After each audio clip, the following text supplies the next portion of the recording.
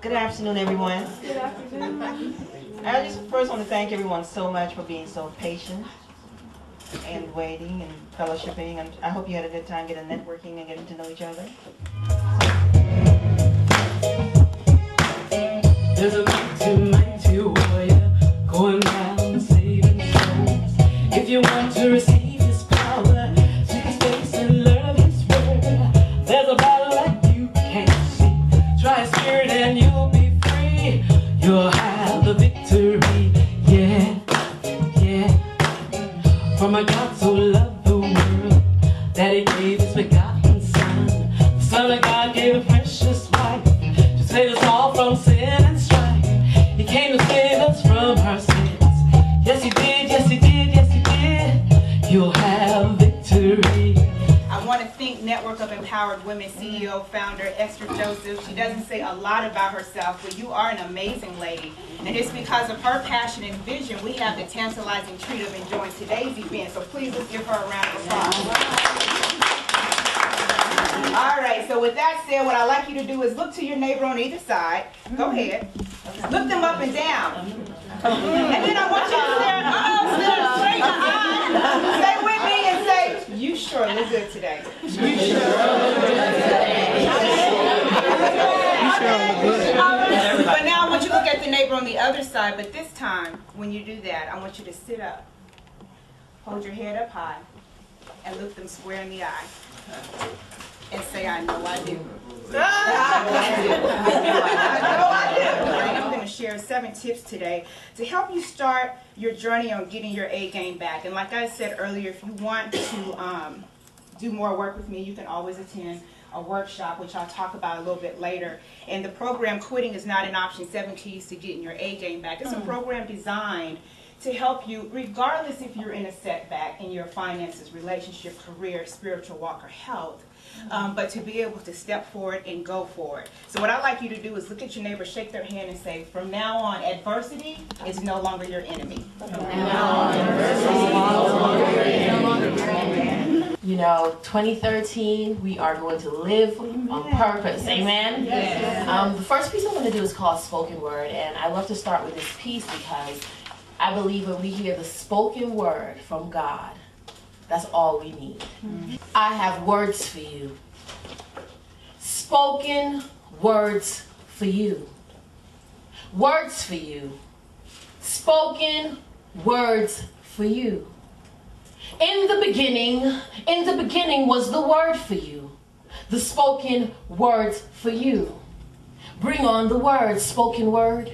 Spoken into land and seas, sea-bearing plants and trees, the birds, the bees, Adam and Eve, you and me spoken, the beginning, the end, not deceptive words, but truth that heals souls and free minds, conception to the old and sight to the blind, because in the beginning the word was made through him, making an offering for sin, and through him all things were made. From the morning sun to the evening shade, his life he laid on a cross.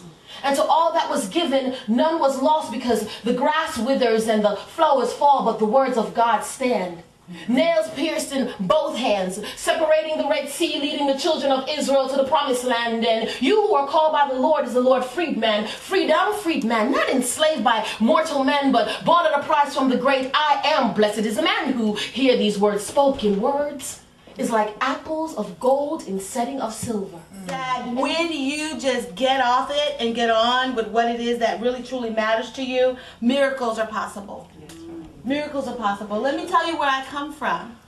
I was raised in South Central Los Angeles, in the Pueblo projects, foster kid. I was told that I would never be anything. Don't even try. They didn't even want me to take the SAT test.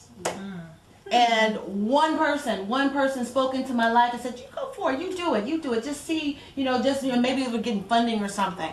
But I got the #1 score in the school. Wow. The #1 score in the school. Okay. So, what I'm here to as an example of, it doesn't matter what they say. It doesn't matter what they say. What matters is who do you think you are. Come on now. That's And so a lot of times when people say you have a dream, like when you were little, I have a dream. Like, oh, who do you think you are? Well, what I'm committed to doing with my life is that when you show up with a dream, a goal, and a purpose, I'm about creating around me people who will say, how can I be on your team? Who, what, how many, how often, and by when?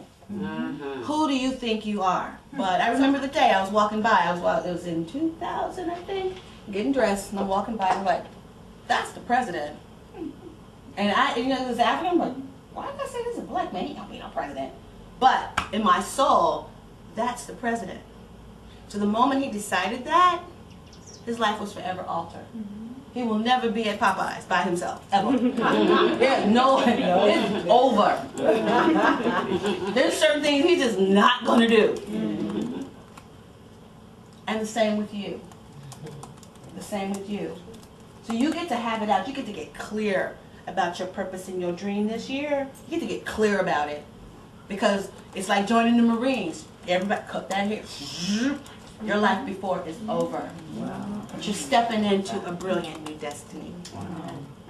Notice that I am blindfolded. When we go through life and we don't know what our purpose is, it's like we're walking through life blindfolded. Because the blindfold restricts us. We can't see where we're going. There's no direction. We have absolutely no clue. My question is, why on earth would we even desire to walk around in life blindfolded, not knowing where we're going, seeking, but yet not willing to take the blindfold off? So my question is, why are you sacrificing your peace of mind? Why are you sacrificing your peace of mind? And when I sat down with Esther, Esther's heart for you was, I want them to have tools wherever they are, on whatever level, that connects them back to this base of living a life on purpose.